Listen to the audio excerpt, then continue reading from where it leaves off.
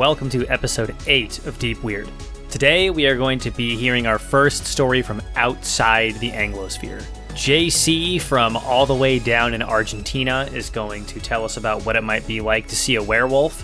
We are going to learn a lot about some Argentinian folk beliefs and maybe some obscure cryptids. And then we're going to try and figure out how much of reality is really real and what it even means for something to be real. So if you're up for some very easy discussion topics like that one, stay tuned. I'm sure that we will solve the millennia-year-old question of what reality is and how it works right now on Deep Weird. So take it away, JC.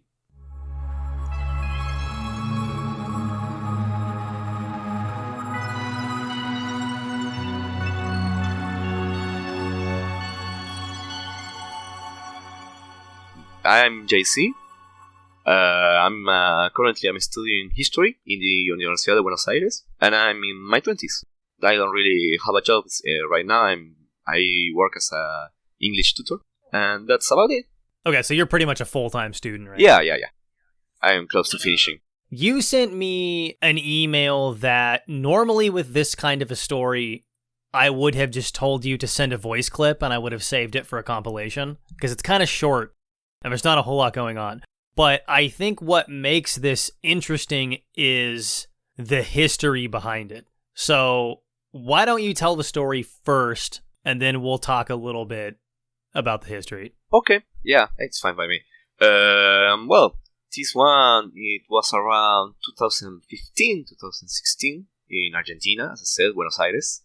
Close to the Rivadavia Avenue. It was, I'd say, close to midnight, around 1, 2 a.m. And I was with a friend at the time, going to the bus stop. I'd say it was, I think it was around the summertime, so the streets were somewhat empty along that time. And we were walking steadily from, let's say, the tribunal part of the town to the, as I said, Avenida Rivadavia. Around, when we were a couple of blocks away from the bus stop, we started to feeling like an uneasy feeling, I'd say. Like we were being followed in a way that makes any sense. It was like, I don't want to say the sixth sense. I don't really believe in that stuff, but a feeling of we are not alone in this place. And it will go as far to say that this thing is aware of us.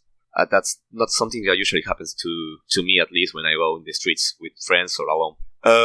So we kept walking, like trying to ignore this feeling we had. But it started becoming like an overwhelming presence in a way, I'd say. We were definitely feeling like we were being followed, but being in a, let's say, a third world country, you usually get this feeling when you are being followed that, oh, I'm gonna get mugged, you know?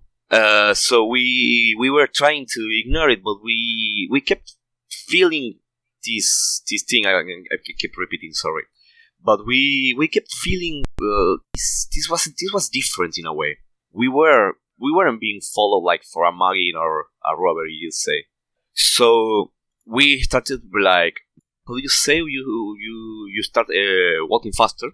Well, I'd say around 2 or 3 blocks before reaching the bus stop. It's in a pretty well lit spot, but this particular street, if I'm not mistaken, it's just to make a visual mental image. It's called Sarmiento Street.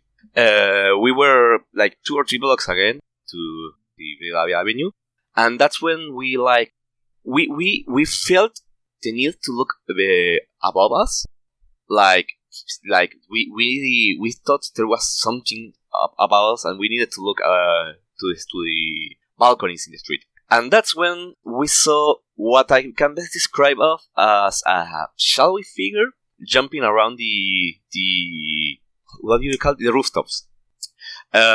Basically, me and my friend, we stood there for a couple of seconds. It must have been no more than a minute, just staring at that thing, just jumping around the rooftops. It was I'm not usually a guy who believes in histories about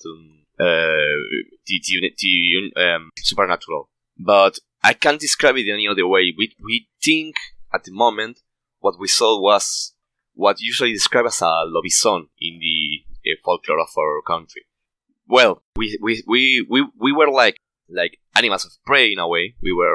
We felt that, and we basically just like stood there watching this thing like jumping around the rooftop. It wasn't even like a what one will imagine. It was like in the movies where they jump stretching out the limbs and going like a dog, but it was more like a human jumping around in a way, but it didn't feel human. So you described this as like a figure. So you didn't see any like details really. It was sort of like a shadowy figure that was moving in sort of like a strange way. Yeah, I wouldn't say we it wasn't as shadowy as I'd say like a spot in the sky. We could kind of feel like he had very long arms and legs. Okay, so like disproportionately long. Yeah. Like longer than what a human would have. I'd say at least 2 meters. It was at least 2 meters long. It was an overpowering presence in a way, the size of the thing. And well, like we stayed there for a couple of seconds, as I said, not sure if we should run or like are we even seeing this thing really? But after like another 30 seconds, I'd say, he just like went his own way. He kept going towards the avenue, and after that, we just kept running to the stop of the bus, so we could properly like find a shelter for it.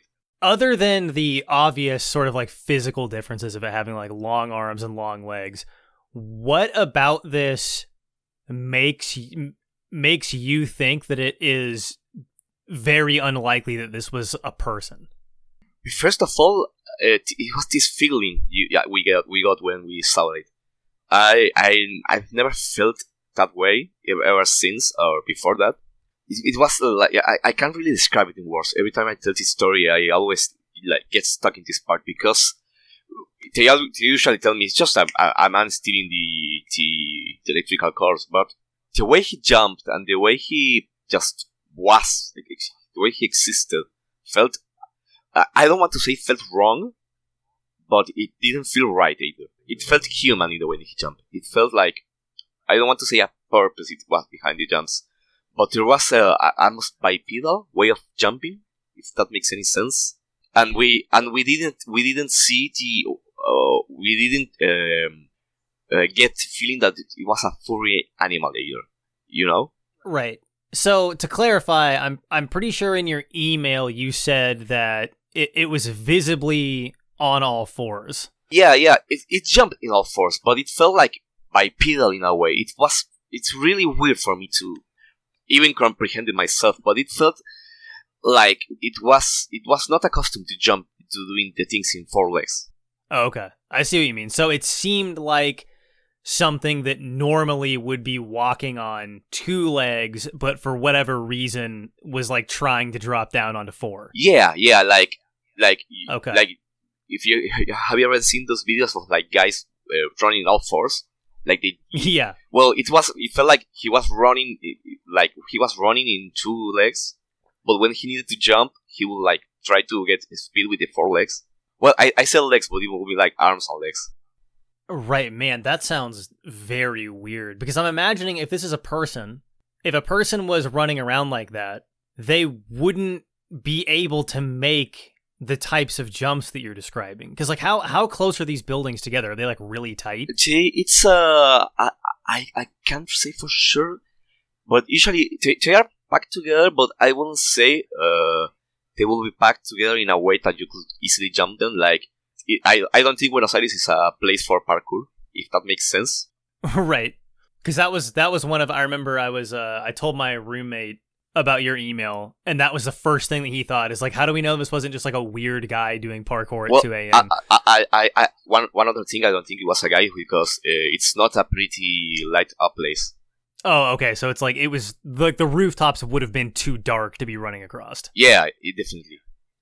Okay, yeah, that makes a lot of sense. I don't think you could like jump in the way he jumped around the street with the light. You need like a source of light yourself to properly see.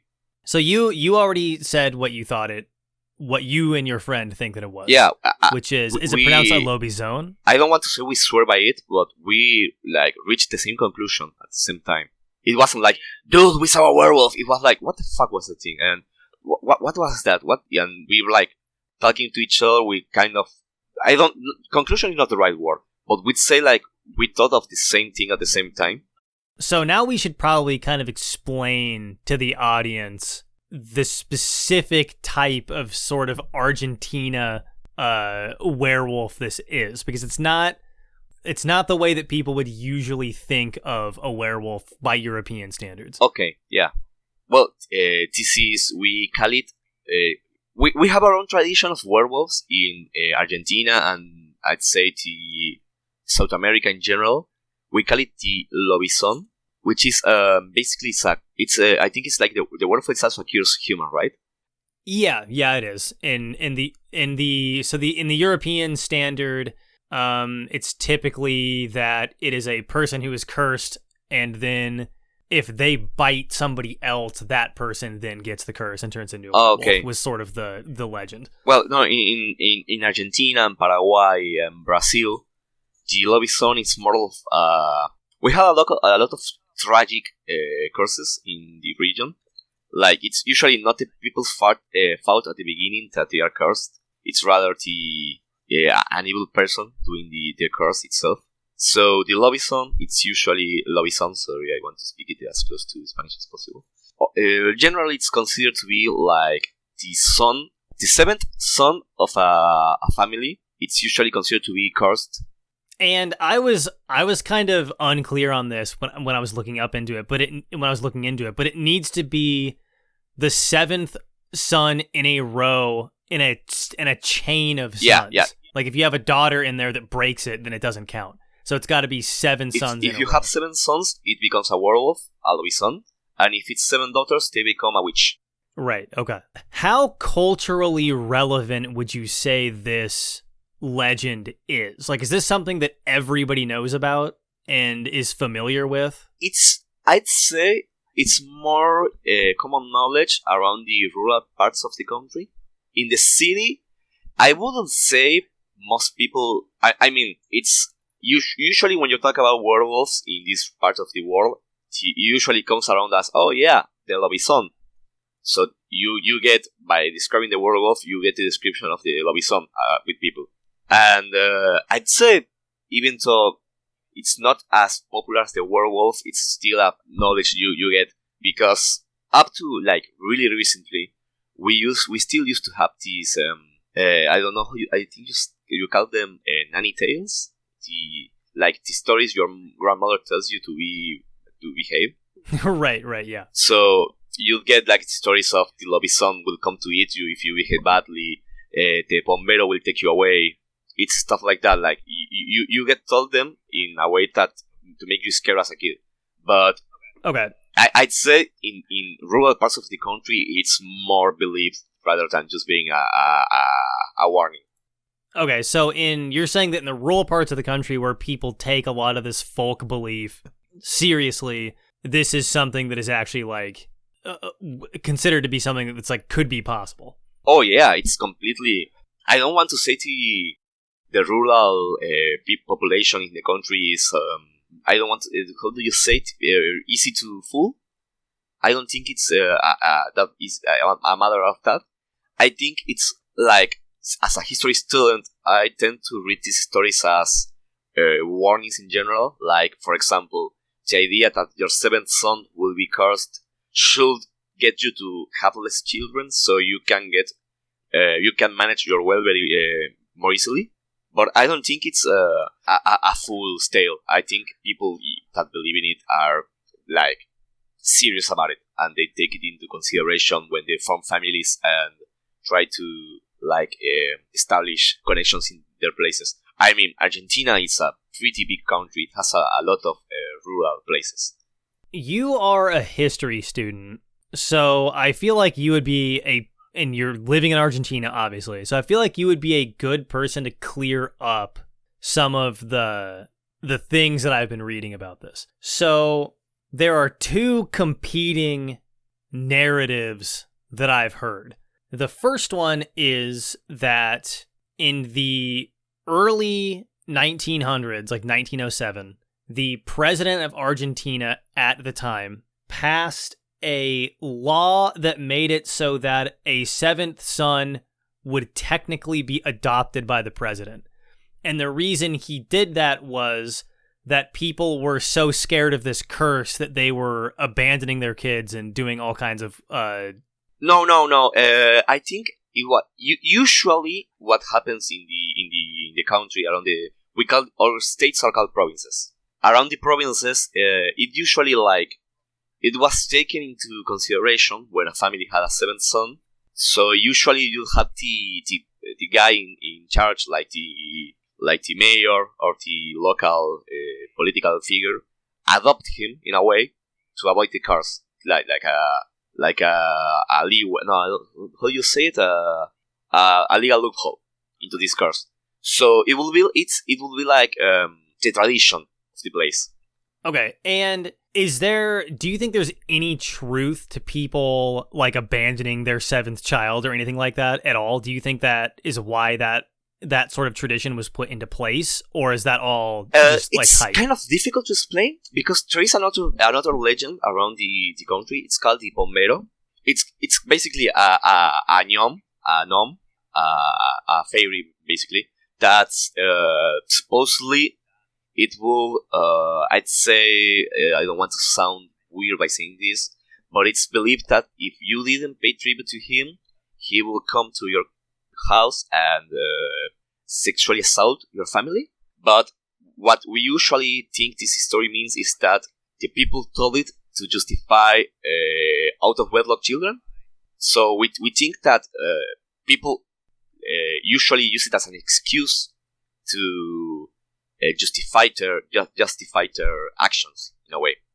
Right. So you think that that it's more likely that people were maybe leaving their seventh baby into the woods because they couldn't afford it or something like that, and then they come back and say like, "Oh, it was the Lobos baby." I wouldn't say okay, like that's 10, interesting. The seventh son specifically. That will be more like its tale itself. But child abandonment was a pretty serious issue in the world before we have the available industries we have now. Like you can think of Hansel and Gretel. Okay, so I just wanted to make sure that we can sort of confirm this as like a tradition that historically was happening, because there are other explanations on the internet that say that this sort of like adoption tradition was brought over by Germans in like the 1920s. But you're saying no, this is specifically like an Argentinian thing. I will say maybe with the Germans and the Europeans during the immigration periods, it became more, I would say, refined in a way, because Argentina, like many countries in South America, has a lot of Native American traditions alongside European ones. So maybe it wasn't a literal lobizón, a werewolf. Maybe it wasn't thought of that way. But you could possibly, I just, this is just a theory, but you could argue maybe people thought of the lobizón as maybe a feral kid, like a wild child, and with the Europeans and the old customs and traditions, you could say they rewrote the wild feral kid into a mythical figure in a way. It would make sense that this was sort of a fusion of native beliefs and European beliefs, because in Europe, the whole like seventh son and seventh daughter thing is a lot more like established in the folklore. Like it's a big one in Ireland, I think. If I remember right, the legend is something along the lines of a seventh son will be gifted with the ability to like heal people, and a seventh daughter will be gifted the ability to see the future. So I would definitely buy that there's some kind of a fusion of folklore from people coming from Europe and folklore of people that are native. Yeah, you can also Argentina. say they are translation of the European myths to the native population. I don't want to say Native American. I want to say the colonial original population. The people that were conquered the place and subjugated the Native Americans. It would be I'd say it would be easy for you to explain a myth if you change the names for local ones. Unlike in the USA, the Native Americans in Argentina, Uruguay, Bolivia, Chile, they intermingle with the population. They don't have reservations. So I'm sorry if this sounds kind of insensitive in a way, but the people in here have an easier connection with the native population, and they don't mystify it as much as I think it happens in the US. Yeah, I think you have a good point. I don't think it would at all be insensitive to imply that the North American reservation system has been a complete disaster. I don't think you're going to find very many Americans that are willing to argue that it was actually good. Oh, okay. I just want to say, like, from what I see in the internet, the way Americans and Canadians interact with natives, it's pretty different from us in the South America. I think it's either Bolivia or Peru. It's I think either 60 or 80% Native American heritage. Like out of 5 people is 3 out of 4 people are natives in those countries. Okay, yeah, that's like 75%, so that's a massive majority. Yeah. Basically, Bolivia has had a lot of troubles in the past because since they want to keep their traditions and the way of living, they usually clash with, let's say, the capitalist powers in a way. They clash because you can't really force them to sell their resources in a way a capitalist would. You had said that you maybe had some things that you were going to bring or read. Did you bring any of that stuff? Oh, I just you kind of lost our understand with the ideas of cultural heritage and the president one. I just want to say that the president one is official right now.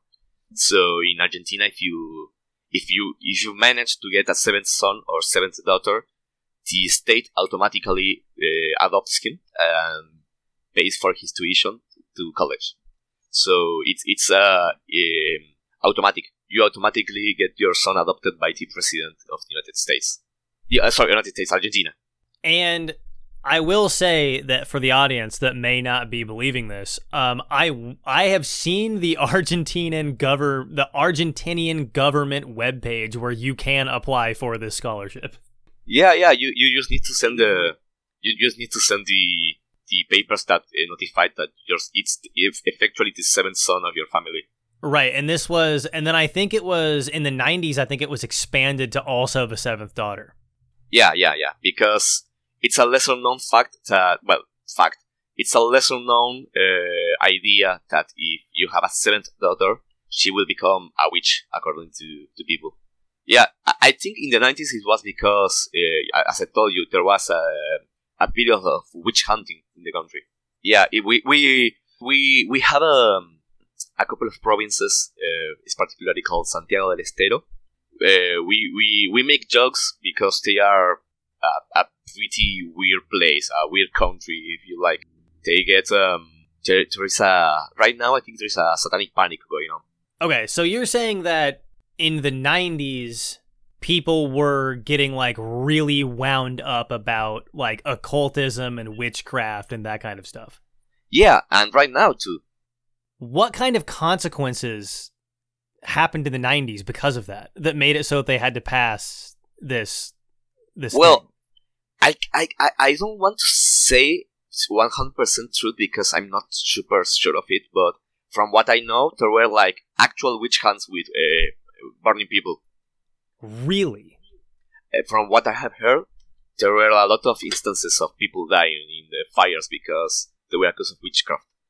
But it's mostly because in Argentina we have a really big problem with the provinces, because while Buenos Aires is considered to be one of the biggest and most cultural advanced places in the continent, culture is relative, so I wouldn't say it's the biggest one, but it's considered to be like, we usually say as a joke, Buenos Aires is the first world and Argentina is the third world. So you usually get stories from the provinces that read like really old fairy tales. So, for example, Santiago del Estero, a couple of years ago had a spree of satanic killings. You will read the papers and they will say that they found a baby without eyes thrown in the garbage.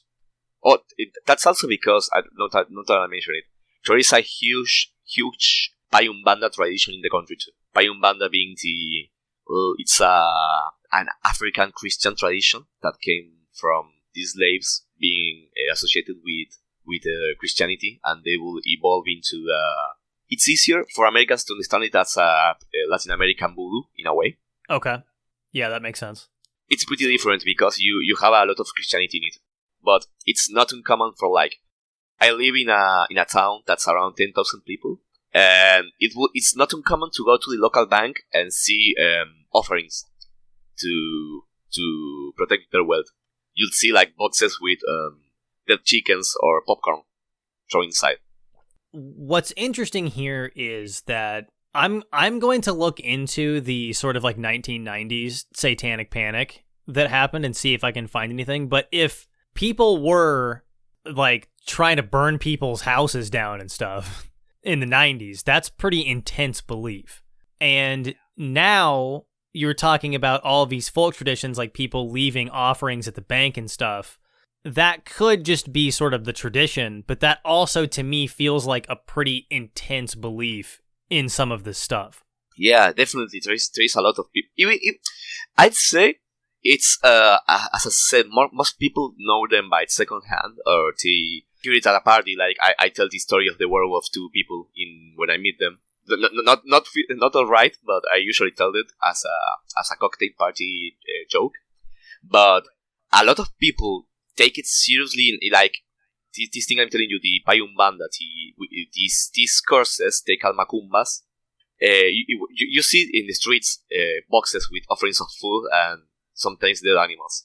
You usually, I have seen it, I have done it, and I have seen it. When you see it in the street, you cross to the other way. You avoid the box. It's you see everyone do it. So do you cross the street because the idea is if you don't have anything to offer, you don't want to walk by the box? No, we think the energy it's transmitting. It's not a good energy, so you should avoid it. So if the energy of the offering box is bad, is that because there's been sort of like a Christianization and that people have like sort of said like don't go near the box, or? It's 50-50, I'd say. You have a lot of traditions in this place where you see what would be considered as sacrilegious in Christianity. So you have, for example, a lot of things that happens in summer. We have a lot of summer festivities around here. The most prominent is Carnaval. It's similar to Louisiana with the Mardi Gras, but less debauchery, I'd say. Sorry if it's not a word, debauchery. Yeah, no, you're right. Like we don't drink as much. We party, but it isn't a party where you go to the street to drink. It's a party you go to celebrate with family. But around that time too, you have a lot of we call them cults, but they are like part of this Umbanda tradition, I'd say. You have these people that go to the sea to celebrate, and they bring these really big statues of virgins that are not recognized by the church, and they go to the beach and burn them or pray to them, and it's something completely normal to us. Like, I want to loop back to the offering boxes that you were talking about that you'll pass on the road sometimes. You said that one of the offerings people make is like an animal, so sometimes you'll see like, I don't know, like a whole chicken in there or something? Yeah, chickens, black cats, black dogs too. usually we in my town specifically we usually recommend people that if they are giving cats for adoption, they don't give away the black cats. So that detail is interesting to me because a chicken is enough meat to feed like 3 or 4 people for the night. The chickens aren't usually as prominent. I'd say you don't usually see the animals, but you see food, alcohol, tobacco sometimes.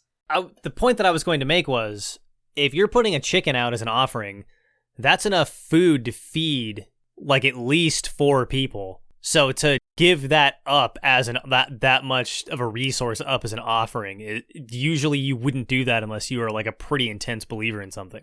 You will be surprised actually. The chicken sacrifice, it's uncommon. It's something you don't see very often, but it's something you at least once or twice a year you'll see a box with that in here. And I live in pretty close to the capital. It's not like I live near a rural place. I would imagine the farther outside of the cities you get, the more common all of these practices are.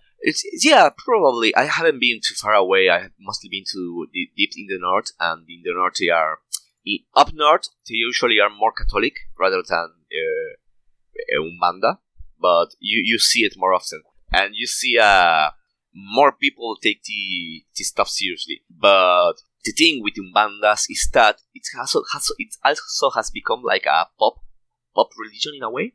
Right. Like you see completely for the society standard, you see completely normal people doing like putting jars with honey in their fridges to curse people. You'd see the offerings to let their kids pass a grade.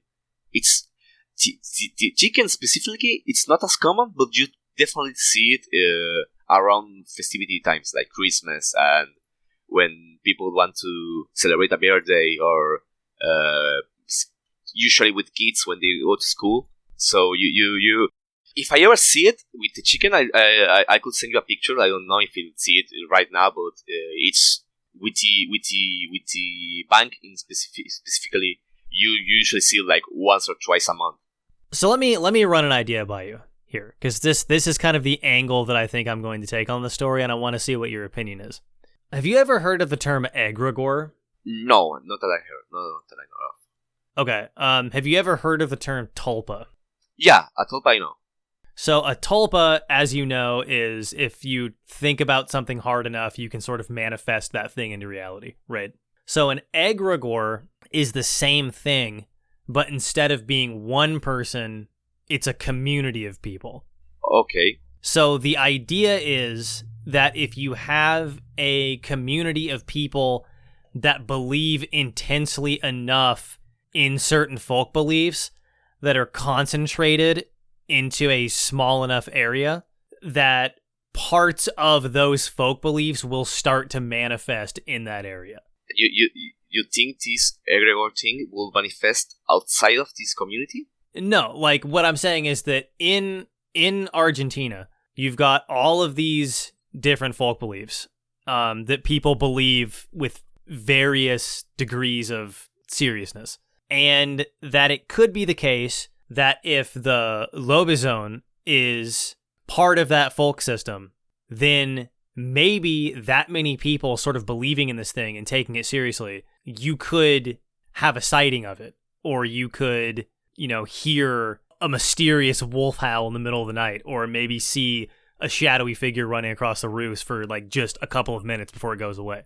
Like really small manifestations of a belief system that enough people have. Yeah, I follow you. Yeah, no, it makes sense because, I'll give you an example. This bombero I mentioned earlier, one of the signatures is that before appearing, it whistles. And you'd see it a lot in the rural, up north, more specifically up north, like in Misiones, Tucumán. I'm giving you the name of the provinces. In those places, you'll see a lot of videos and people talking about going to the woods and hearing whistling. And they seriously believe it, like they think it's actually going on, like whistling going around, and they leave the place. So I can get behind the idea you are mentioning right now.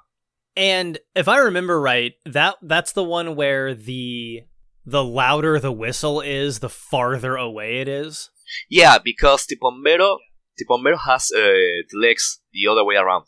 Like when you see legs going away from you, it's actually coming closer to you. Okay, that's interesting. So it's like this. So the legend is when you see it walking away from you, it's actually coming towards you. Yeah, because you see the legs and it's actually the other way around. Yeah, that would be a good example of what I'm talking about. You have this community of people that believe there's a whistling demon out in the woods, and then all of a sudden everybody's hearing whistles all the time. Yeah, and I can send you the video later. But there was in Paraguay, which is a country up north to us. There was you see from time to time news of people like women getting spontaneous abortions, and they believe it's the bombero child. Oh, okay. So is the idea that after the spontaneous abortion, I'm sorry. It's the bombero is not the one with the legs. It's the tata duende. It's a protector of the wild, basically. But the bombero usually whistles, and you can recognize it by the smell of tobacco and alcohol and the whistle. Beliefs like this sort of snowball too, because I would imagine that there are a lot of people going out and sort of like hoaxing this. Like guys are out in the woods, and there's another guy a mile away who's like whistling. Yeah, once when I was in Tucumán with my girlfriend, we were trying to sleep at around, I'd say 11 or midnight in the night. And basically, in the summer in this country, you get up to 50 degrees in the north, Celsius, 50 degrees Celsius. And people live at night. You don't see people during the day. You usually see kids playing at night. So once we were trying to sleep, and it was very difficult because there were kids playing football outside.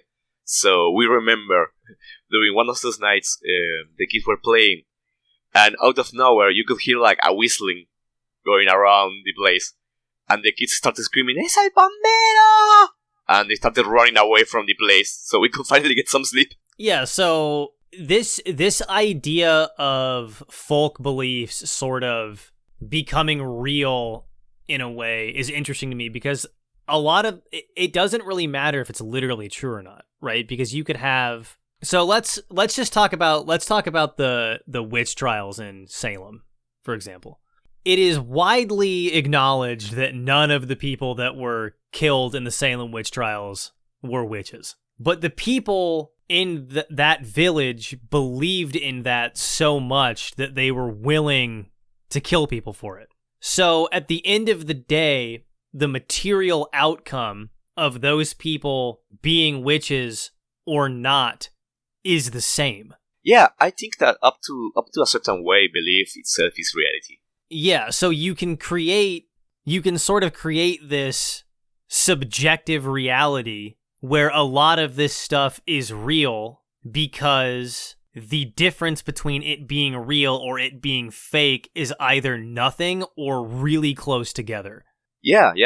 I completely agree with you in this matter. It's we in Argentina and the places around here, we tend to believe that you see less of this, the more in between a lot of commas, the more civilized you are, the less you believe in this. But as I say, I believe that once you start believing something, even at a cursory level, you make it reality in a way.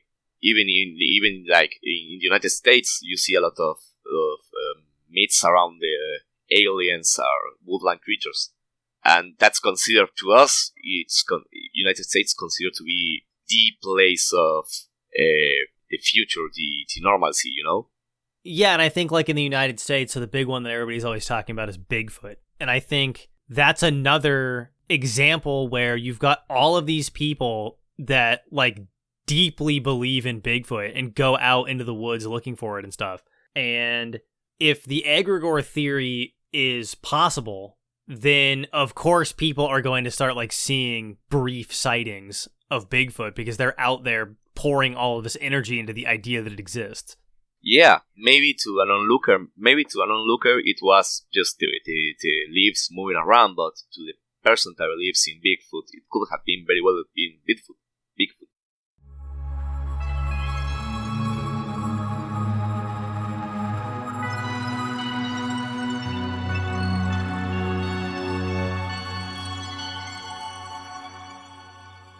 Okay, Olivia, what do you think about werewolves? What's your werewolf opinion? Don't believe in them.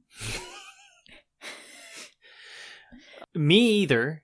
But I'm willing to change my mind. If we're talking about literal werewolves. But before we get into that, this interview kind of has like 3 sections.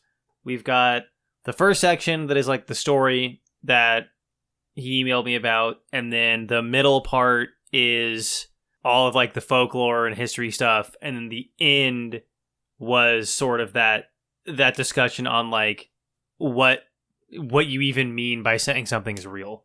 So first, let's get the actual sighting out of the way. I don't know. I don't really have like an explanation for what that could have been. Because like I said in the interview, the most reasonable explanation is that it's just like a guy running around on the rooftops.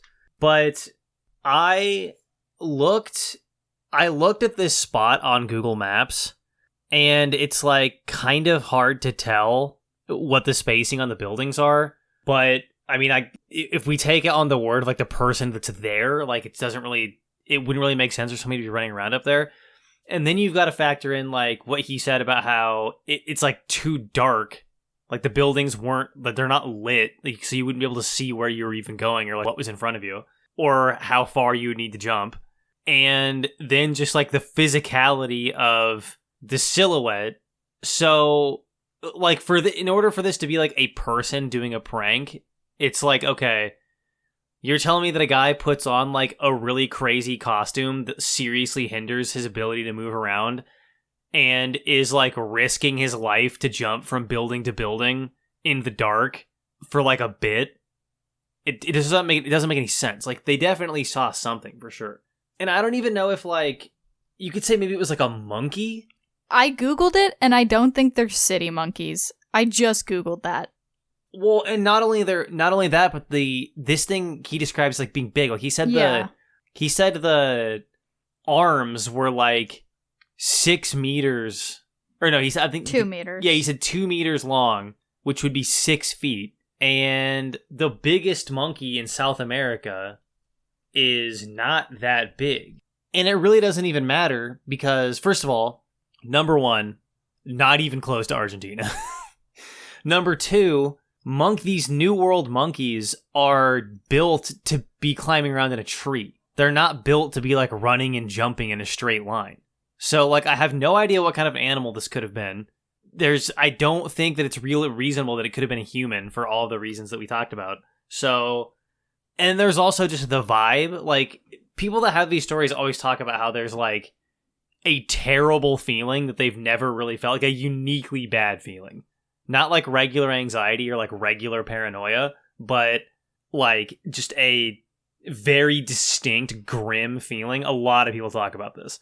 I don't know where it's going to be at in the order of episodes quite yet, but the story that you have either heard or that is coming up, where we talk to somebody who lives in the UK and sees like a 9-foot tall ghost in a park at night, that person also describes a very similar feeling of like just immediately feeling like an intense dread that is like a very unique feeling. I seriously doubt that JC literally saw a lobizone, which is essentially the Argentina version of a werewolf, but he definitely saw something not normal. Like I don't know what this possibly could have been. So the second part of this, we talked a lot about like culture and folk belief. I tried to look into the 90s witch hunt stuff, but like obviously a lot of the sources on this are going to be in Spanish. And like I tried to look up like any articles or anything about like problems with, I guess, like witch killings in the 90s in Argentina, and I couldn't find anything on it. So if anybody is a Spanish speaker or is from Argentina and has like more information on that, I would like to hear it. I also tried to look up stuff about the current satanic panic in Argentina, and I couldn't really find much about that either for the same reasons. So if there's anybody out there that's like really interested in this stuff or knows something about it, I would be very interested in getting an email. The folklore stuff is interesting because I think that the things that you believe in heavily influence the types of paranormal events that people are going to see. Like, here in the Pacific Northwest where we live, everybody is a Bigfoot believer. Bigfoot is like this crazy cultural mascot. He's on like coffee stands, bumper stickers, branding for like all sorts of different things. Like you're constantly inundated with Bigfoot. And literally, if you look at the Washington State Forest Service like atlas that has all of the species listed in it, Bigfoot is listed as a species, and there have been laws passed to make Bigfoot a protected species. So like, if Bigfoot is real in the Pacific Northwest in Washington right now, and you shot one, you would like go to prison. Like they're already a protected species. So people are like, and a lot of the stuff is sort of like tongue in cheek. It's like, oh, haha, it's Bigfoot. But I mean, also you kind of have to be serious about it and be like, okay, if there's an undiscovered ape in the woods, there's probably only a few thousand of them left. So they would obviously be endangered. So like it's half a joke and half like, let's get out ahead of it just in case. In that culture, people are always talking about how they've seen a Bigfoot or heard a Bigfoot or smelled a Bigfoot constantly, all the time. And it's much less common outside of areas that are like big believers. Like everybody knows that like British Columbia, the Pacific Northwest, and Northern California, especially Northern California, are like the spots for Bigfoot. And there's sightings that are reported in other places, but like you don't hear about people seeing Bigfoot in like Minnesota. It's just not, it's a much less part of like the lore there. So the question becomes, is this real and people are seeing it and then we're making up legends around it? Or do the legends happen and then people start seeing and hearing stuff and then it becomes this weird Ouroboros? Are people actually seeing a Bigfoot? Or are they like hallucinating it based on the folk belief? And then the question is like, what is the difference between those two things? Like if somebody has a subjective experience of seeing a big ape walking around in the woods, even if that was like a trick of the mind because they're a Bigfoot believer, like what is the difference between those two things? I don't think that you can really like pry the subjective and the objective apart from each other in this context.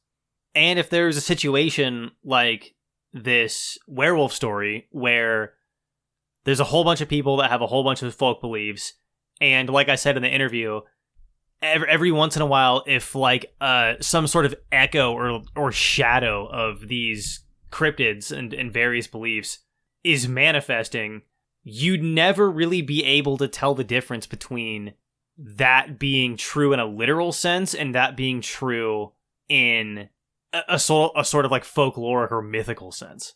And this stuff all like feeds into each other. So the story that he told about the guy whistling so the kids would run away because there's the legend of like the whistling cryptid in that area.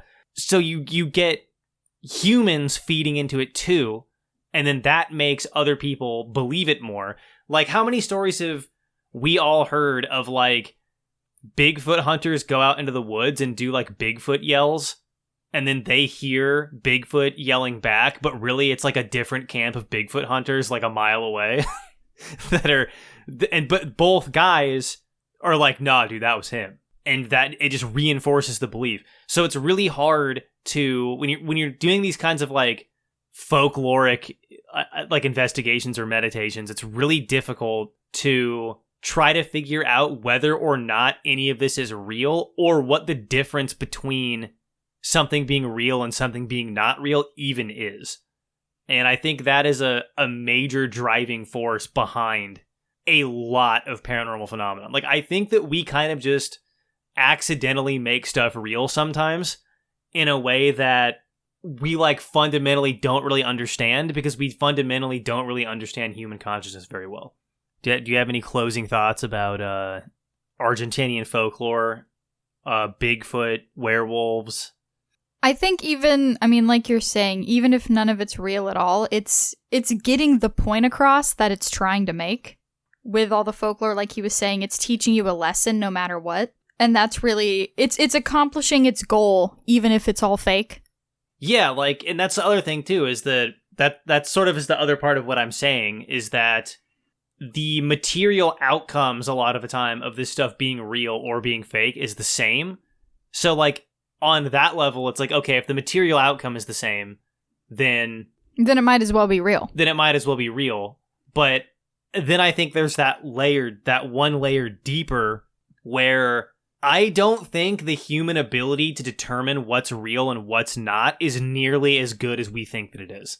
And we talked about this a little bit in the interview with the PhD candidate that we did, where he had the religious experience, and he talks about how like we can do the math on how like two electrons bump into each other, but there's no way to tell whether that's two electrons literally bumping into each other and like bouncing like pool balls, or if there's like a little microscopic goblin that catches both electrons and throws them in different directions. So like we can like predict reality really accurately, but then actually like determining, okay, are electrons real, or is this like an artifact of the math, is not really something that we can do very accurately. And I think with these kinds of like paranormal folklore stories, it's the same thing. Like our ability to be able to tell what is objectively real and what isn't is like a lot more slippery than I think people want to admit. And I think that's about all for this episode. That was a long interview, so we don't need very much on the discussion end. And we kind of, I did a lot of discussing in the interview itself.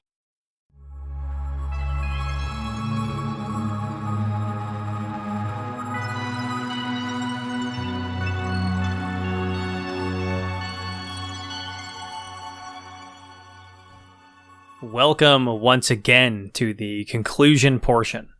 We don't really have a whole lot to conclude today either. There haven't been any exciting werewolf updates, unfortunately. But thank you to JC for calling this story in. It was a lot more interesting than I originally thought that it would be. And I really liked getting to talk about some local and indigenous folk beliefs and folk practices, because those are some of my favorite things to learn about. If you want to find us on Twitter, we are at DeepWeirdPod. We also have an active Discord community. You can find the links to that around the internet. Check my old YouTube channel, Probably Jacob. Check the Patreon. Check the Twitter. It'll be there. If you have a story that you would like to share for the podcast, please email us at deep.weird@gmail.com. We are always looking for more submissions, and that is how the show keeps moving. Additionally, if you've been enjoying the show, please give us a 5-star review wherever you can. Deep Weird is written and produced by me, Jacob Pittman, and the music that you've heard tonight was produced by Griffin Dodefray. Thank you for listening, and we will see you next week.